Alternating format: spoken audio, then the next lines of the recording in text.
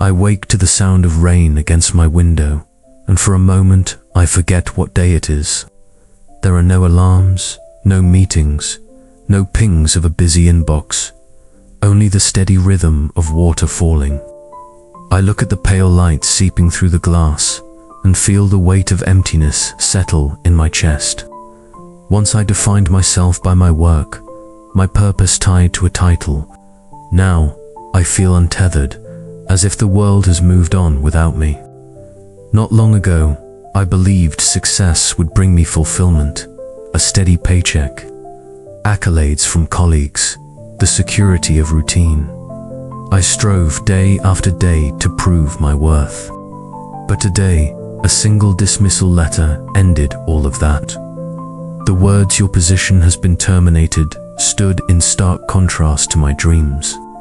And suddenly, the foundation I'd built my identity on crumbled. I find myself replaying moments in my mind first day orientation. The handshake with my manager, the small victories I once celebrated. Those memories now feel distant, like scenes from another person's life. The office desk where I spent countless hours appears in my imagination as a museum exhibit, frozen in time. I realize how fragile our pride can be when it rests on external approval. Staring into a mirror, I barely recognize the person looking back.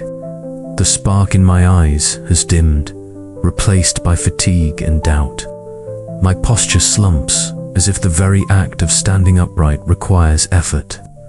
I wipe away an involuntary tear and wonder, who am I without my job, without the validation I once chased? I press my hand against the cold glass and feel an odd longing for warmth beyond these walls. Inside me, a storm rages: fear of the future, regret for past choices, uncertainty about who I will become. And yet, stirring beneath the turmoil is a whisper. Perhaps this is an invitation to rediscover myself, beyond the labels I once wore. In the days that follow, I drift through empty streets under grey skies. Each step echoes my solitude. Passers-by hurry past without a glance, and I feel invisible. I clutch the dismissal notice in my pocket, as if its presence somehow keeps me grounded. But the more I hold on, the more I feel lost. I remember the taste of my first cup of coffee in that bustling break room, the camaraderie of shared jokes, the collective hum of productivity. Now, the silence is deafening. I long for the comforting routine I once took for granted. It's strange how absence sharpens memory, turning ordinary moments into treasures I never fully appreciated. At night, I lie awake, replaying conversations, the congratulatory emails, the friendly advice from senior staff, the casual greetings in the hallway. They once felt routine, mundane. Even now, each word seems infused with bittersweet meaning. I realize how easily familiarity can slip away, leaving us longing for the simplest kindness. I venture into a local park, hoping for solace among trees. The crunch of leaves underfoot feels grounding. A breeze stirs the branches, scattering golden foliage in the air. For the first time since it all ended, I allow myself to breathe, deeply letting nature's rhythm soothe my racing thoughts. Beside an ancient oak, I notice a small, weathered book lying on a bench, a pocket-sized sutra on impermanence. Its cover is worn, edges frayed, but its presence feels intentional, as if placed there for me. I pick it up, running my fingers over the embossed letters, and sense a gentle invitation to explore its wisdom. Opening the pages, I read, "Form is emptiness. Emptiness is form." The words resonate like a bell in my mind, clearing away the static of doubt. I pause, letting their meaning unfold. Could it be that what I've lost is not a void, but an opening to something deeper? I continue reading. "All things arise and pass away. Cling not to what fades. The simplicity of the message strikes me. I've been clinging to my job, to the image of success, as though they were permanent. But permanence is an illusion, and suffering arises from resisting change. I rise and walk along a winding path, each step an echo of intention. I remind myself, this journey is not about reclaiming the past, but about discovering what remains when everything else falls away. With each breath, I let go of a little more fear. I sit beneath the oak's sprawling branches. Above me, leaves dance in a soft breeze. I close my eyes, tuning in to the sounds of life, the rustle of foliage, the distant call of a bird, the steady beat of my own heart. Inhale, I guide my attention to the rise of my chest.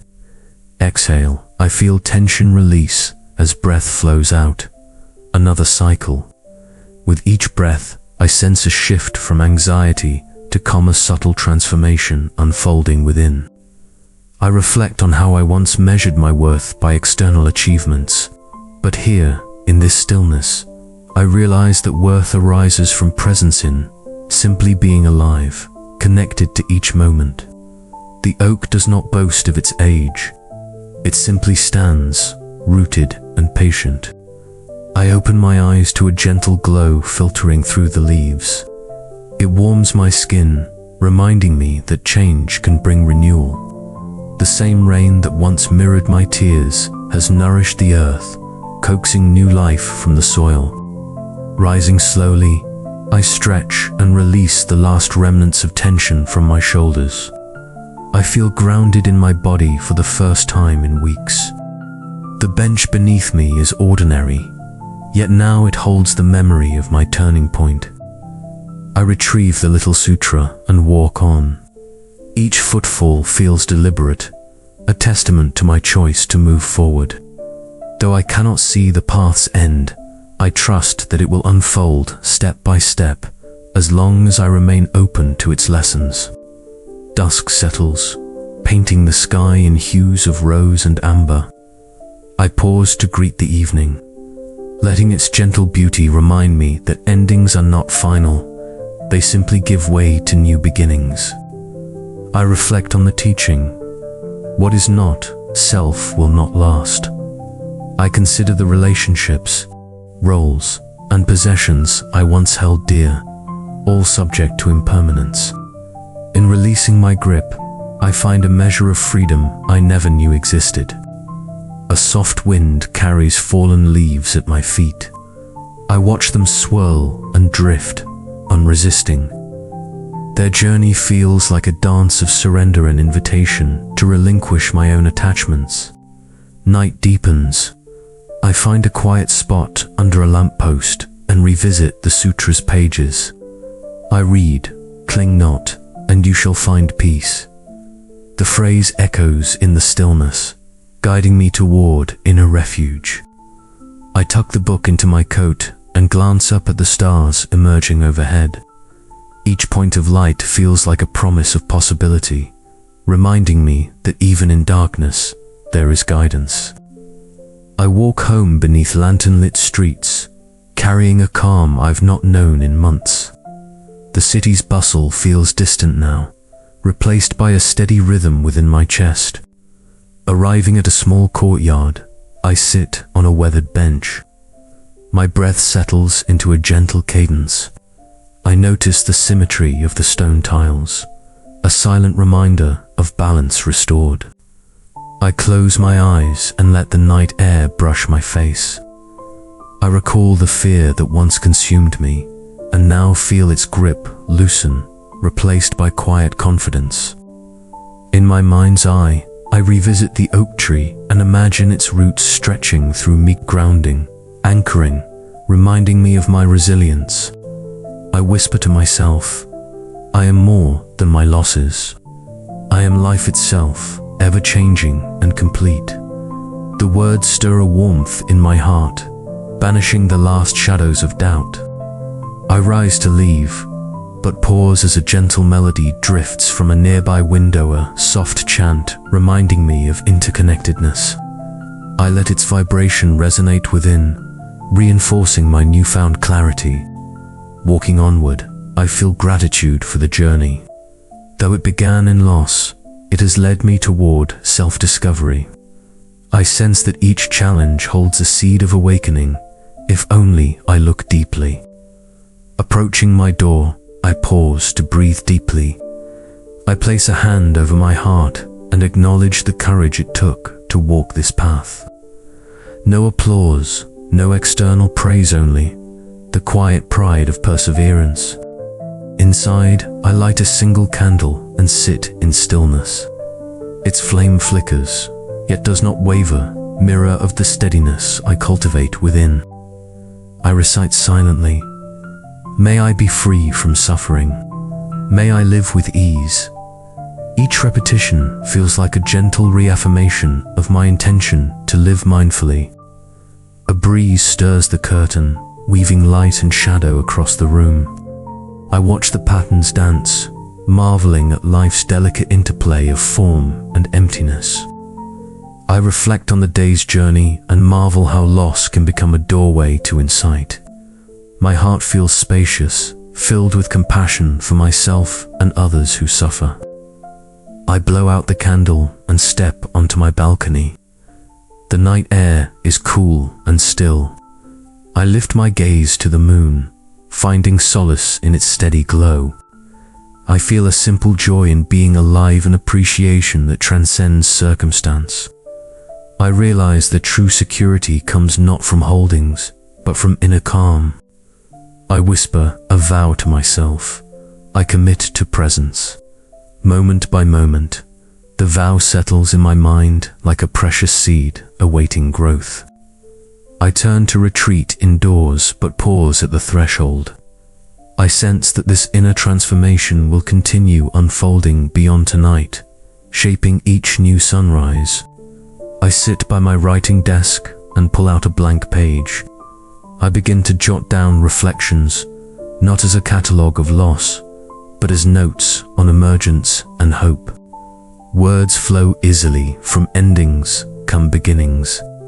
From emptiness arises possibility. Each line feels infused with fresh vitality. I look at the page, imagining it as a map of my inner landscape, charting the terrain from despair to awakening. I fold the paper gently and place it on my shelf as a reminder of this turning point and artifact of transformation. I rise once more and stretch, feeling energy moving through my limbs. The lethargy of grief has lifted, replaced by a buoyant sense of aliveness. I step outside into the morning's first light. The world is hushed, awaiting the day's unfolding. I breathe deeply and smile. I remind myself, I do not lose what is not mine. I only release what I once mistook for myself. The clarity of this insight feels like an anchor. I walk down the street with calm steps, open to whatever comes. Fear may linger, but it no longer controls me. And so I close this chapter with gratitude for the lesson in losing everything. I found the one thing that truly matters, myself, alive and free.